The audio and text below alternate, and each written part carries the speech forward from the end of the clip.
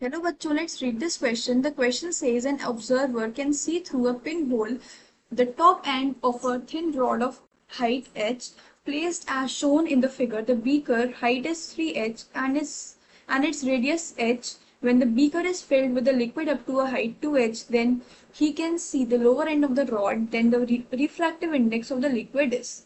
So key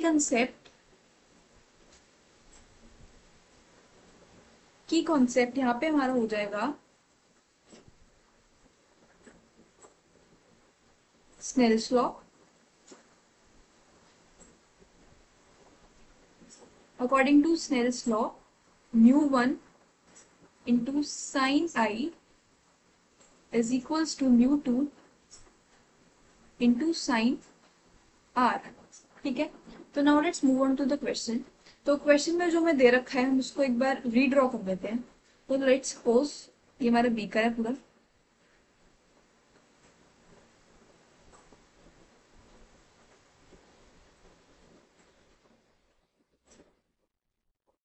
ठीक है, ये लेट्स सपोज हमारा पूरा बीकर है. इसकी पूरी हाइट कितनी है? पूरी हाइट है इसकी 3h. यहाँ पे ये रॉड रखी है, इसकी हाइट है h. हमने वाटर फिल करा है यहाँ तक, जिसकी हाइट हमें क्वेश्चन में कितनी दे रखी है? 2h.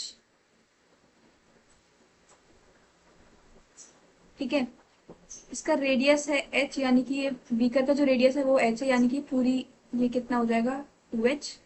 यहाँ तक कितना हो जाएगा? h. ठीक है, अब हम सिंप्लीफाई करने के लिए कुछ पॉइंट्स दे देते हैं कि लेट्स सपोज, ताकि हमारा डायग्राम, ताकि हम जब सॉल्व करें तो बहुत आसानी हो इसे सॉल्व करने में. तो लेट्स सपोज यहाँ पे जो यहाँ से जो पर्सन देख रहा है, ठीक है, यहाँ से वो पर्सन देख रहा है, यहाँ से लाइट आई है, रे, उसको टॉप दिखता है. कब उसको टॉप कब दिखता है? जब बीकर कंप्लीटली फिल्ड नहीं होता. ठीक है, तो यहाँ पे उसको क्या दिखता है? पर जब उसको हम 2h हाइट तक फिल कर देते हैं तो उसको बीकर का जो बॉटम है वो भी दिखता है. मतलब यहां से लेकर ये वाली लाइन.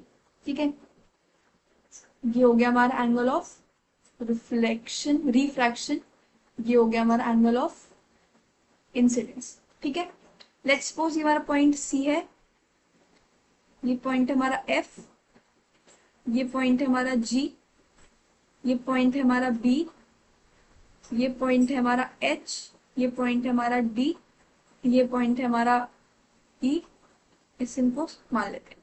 ठीक है, नाउ अब हम देख सकते हैं यहां से हमारा एडी कितना आ गया? ए को हमने माना है ये वाला पॉइंट. ठीक है, दिस इज आर ए. तो यहां से हमारा एडी आ गया 2h, एच डी आ गया h, ए सी की लेंथ आ गई हमारी h, बी सी की लेंथ आ गई हमारी यहाँ से h. ठीक है, नाउ अगर हम एंगल देखते हैं तो देखो ये वाला एंगल है आई इंसिडेंस. ठीक है, तो जो ये वाला एंगल है पूरा, ये वाला एंगल, ये भी कितना होगा? आई होगा, अपोजिट है क्योंकि ये. तो ये वाला एंगल हमारा कितना हो जाएगा? ये वाला एंगल हमारा हो जाएगा 90 माइनस आई. ठीक है, और ये वाला एंगल हमारा कितना हो जाएगा? आई. तो यहां से हमने आई, देखो ये वाला एंगल है हमारा आई, इसका अपोजिट वाला कितना हो जाएगा? आई. ये वाला एंगल ट्राइंगल की वजह से कितना हो जाएगा? 90 माइनस आई. तो ये वाला एंगल हमारा कितना हो जाएगा? ये वाला आई. तो यहां से हमने ए बी सी जो एंगल है वो हमने निकाल लिया आई. ठीक है, अब हम इसमें आइडेंटिटी लगाते हैं tan आई की इन ट्राइंगल. तो हमने यहाँ पे एबीसी एंगल, एबीसी ट्राइंगल ये बनाया था,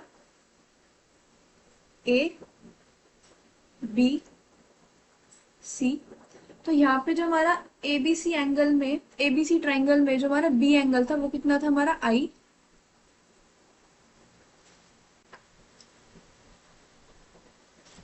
तो जो यहाँ से हमारा 10i हो जाएगा that will be equal to 10 theta कितना होता है परपेंडिकुलर बाय बेस, तो 10i हो जाएगा हमारा AC बाय BC। AC हमारा, AC को हमने अभी निकाला था, AC हमारा कितना आया था, H आया था, और जो हमारा BC था वो भी हमारा कितना था, H था, ये हमने पीछे डिस्कस कर लिया है।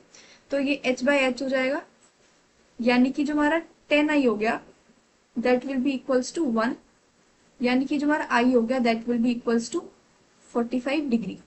अगर हम R निकालते हैं, ठीक है, अब हम R देखते हैं कि R क्या होगा। तो ये वाला पूरा R हो गया, तो ये 90 माइनस R होगा ये वाला, तो ये वाला कितना हो जाएगा हमारा R। अगर हम इस वाले ट्रायंगल में देखते हैं A, इस वाले ट्रायंगल में, ठीक है, लेट्स सपोज ये हमने इसको मान लिया Z X मान लिया, AXT वाले ट्रायंगल में जब हम देखते हैं तो ये R है, तो यानी कि ये जो वाला ट्रायंगल, ये वाला एंगल होगा, ये होगा 90, तो ये हो जाएगा हमारा R। Now in triangle AHD,